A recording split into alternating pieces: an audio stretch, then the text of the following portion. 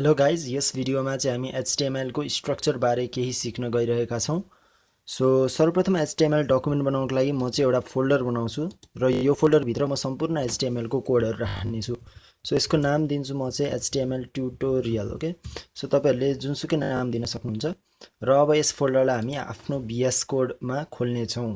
So जसका लागि तपाईले यहाँ ओपन फोल्डर को अप्सन दिन सक्नुहुन्छ वा फाइलमा गएर ओपन फोल्डर गर्न सक्नुहुन्छ। र म यो फोल्डरलाई खोल्छु र यो फोल्डर खोलिसक्नु भएपछि तपाईले यहाँ अब यो पेजलाई क्लोज गर्न सक्नुहुन्छ र यहाँ तपाईले देख्न सक्नुहुन्छ एक्सप्लोरर ट्याब। ठीक छ, यो एक्सप्लोरर ट्याबबाट चाहिँ तपाईले आफ्नो फाइल वा फोल्डरहरुलाई म्यानेज गर्न सक्नुहुन्छ यहाँ। ठीक छ, सो म यहीबाट एउटा नयाँ फाइल बनाउँछु।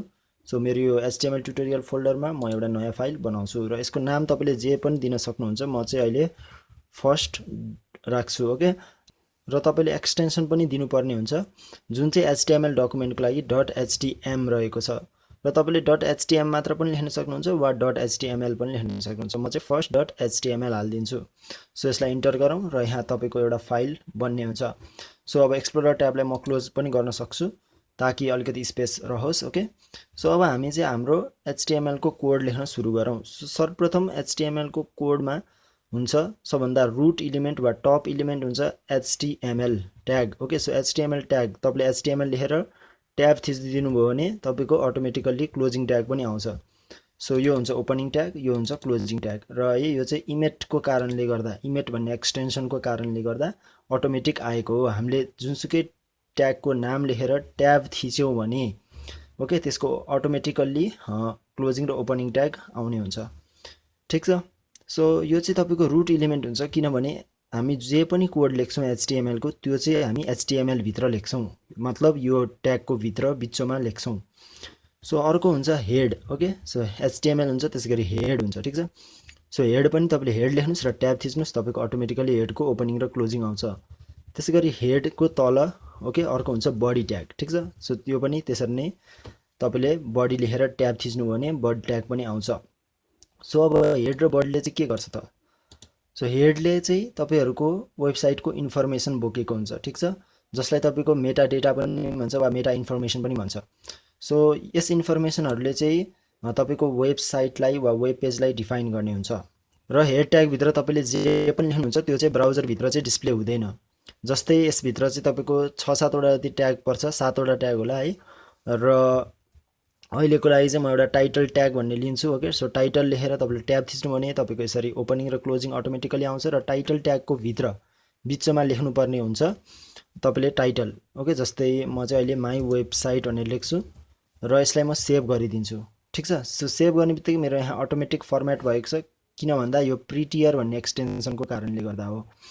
र तपाईले यदि फर्मेट आफै गर्न चाहनुहुन्छ म्यानुअली भने फर्मेट डकुमेन्ट भन्ने अप्सन तपाईले यहाँ देख्न सक्नुहुन्छ। सो त्यो पनि गर्न सक्नुहुन्छ। ठीक छ, त्यसैगरी मैले लाइभ सर्भर भन्ने एक्सटेन्सन तपाईलाई हाल्न लगाएको थिए प्रिभियस भिडियोमा। त्यो लाइभ सर्भरलाई अब हामी यहाँ युज गर्छौं, जसको लागि तपाईले राइट क्लिक गरेर तपाईले यहाँ देख्न सक्नुहुन्छ ओपन विथ लाइभ सर्भर भन्ने अप्सन। सो तपाईले यसमा क्लिक गर्नुभयो भने तपाईको अटोमेटिकली यहाँ हेर्नुस् वेबसाइट खुल्छ र अहिले हाम्रो यो वेबसाइट चाहिँ के छ त ब्ल्याङ्क छ किन भन्दा हामीले कोडमा केही पनि लेखेको छैनौं र हामीले टाइटलमा माई वेबसाइट भनेर सेट गरेका थियौं जुन चाहिँ यो टाइटल बारमा यहाँ देखाउने हुन्छ माई वेबसाइट। ओके, र हाम्रो वेब पेज पुरै ब्ल्याङ्क रहेको छ। सो अब हामी वेब पेजमा केही कन्टेन्ट देखाउनको लागि चाहिँ हामी युज गर्छौं बडी ट्याग। ओके, बडी ट्यागमा चाहिँ हामी जे पनि लेख्छौं त्यो चाहिँ हाम्रो वेब पेजमा भिजिबल हुन्छ, यहाँ भिजिबल हुन्छ। सो जस्तै अहिले एक्जाम्पलको लागि हामीले प्याराग्राफ ट्याग युज गरौँ। ओके, पी भनेर तपाईले लेख्नुस् र ट्याब गर्नुभयो भने तपाईको प्याराग्राफ ट्याग ओपनिङ र क्लोजिङ हुन्छ। र म जस्तै लेख्छु this is paragraph. Okay, simple this is paragraph. Okay, र म यसलाई सेभ गर्ने बित्तिकै हेर्नुस् लाइभ सर्भरको फाइदा म तपाईहरुलाई देखाउँछु। म यसलाई दुईटालाई यसरी मिलाएर राख्छु अहिलेलाई। ठीक छ, साइड बाइ साइड गर्छु र यसलाई तपाईले अब सेभ गर्ने बित्तिकै तपाईको यहाँ हेर्नुस् अटोमेटिक रिलोड भएर दिस इज प्याराग्राफ भनेर कोडमा केही चेन्ज गर्नुभयो भने तपाईको अटोमेटिक आउने हुन्छ। सो जस्तै मैले दिस इज प्यारा मात्र राखे। ओके, र म सेभ गर्छु। हेर्नुस् यहाँ तपाईले देख्न सक्नुहुन्छ वेब ब्राउजरमा अटोमेटिकली चेन्जेसहरु आइसकेको छ। यो चाहिँ लाइभ सर्भरको कारणले यस्तो भएको हो जुन चाहिँ हामीलाई कोडिङ गर्नको लागि एकदम हेल्पफुल रहने हुन्छ। सो यसरी तपाईले प्याराग्राफ देखाउन सक्नुहुन्छ वेब पेजमा। ठीक छ, यसरी हामीले ट्यागहरुलाई युज गर्न सक्छौं र त्यसैगरी मैले एट्रिब्युट भनेर तपाईलाई देखाएको थिएँ जुन चाहिँ हामी ओपनिङ ट्यागमा युज गर्थ्यौं। सो एट्रिब्युटमा जस्तै हामी यहाँ टाइटल एट्रिब्युट युज गरौँ। ठीक छ, title equals to, so title भने तपाईको ट्याग पनि छ एट्रिब्युट पनि छ है। यो टाइटल ट्याग छुट्टै हो, यो एट्रिब्युट छुट्टै हो। ठीक छ, सो यो एट्रिब्युटको के काम गर्छ म तपाईलाई देखाउँछु। सो टाइटल इक्वल्स टु हामी एउटा जे भनि राखौँ, जस्तै टेक्स्ट राखेँ मैले। ठीक छ, र तपाईले एट्रिब्युट राख्ने बेलामा name equals to value, okay, भ्याल्युको पेयरमा यसरी राख्नुपर्छ भनेर मैले प्रिभियस भिडियोमा देखाएको थिएँ है। त्यो भिडियो नछुटाउनु होला र सेभ गर्छु म। र अब जब तपाईले प्याराग्राफमा यसरी होभर गर्नुहुन्छ तपाईले देख्न सक्नुहुन्छ टेक्स्ट जुन चाहिँ हामीले टाइटल एट्रिब्युटमा राखेका थियौं।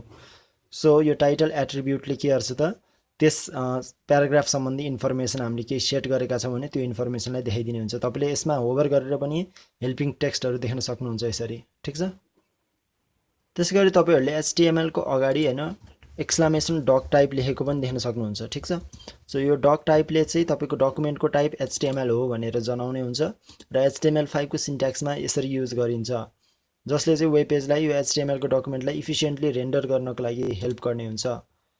सो एचटीएमएल को बेसिक स्ट्रक्चर यही नै रहेको छ। अब नेक्स्ट भिडियोबाट हामी विविध ट्यागहरुको बारेमा डिस्कसन गर्ने छौं र तिनीहरुको कसरी युज गरेर हामी वेब पेजहरु डेभलप गर्ने हो त्यस सम्बन्धी जानकारी लिने छौं। So thank you guys for watching this video, stay tuned.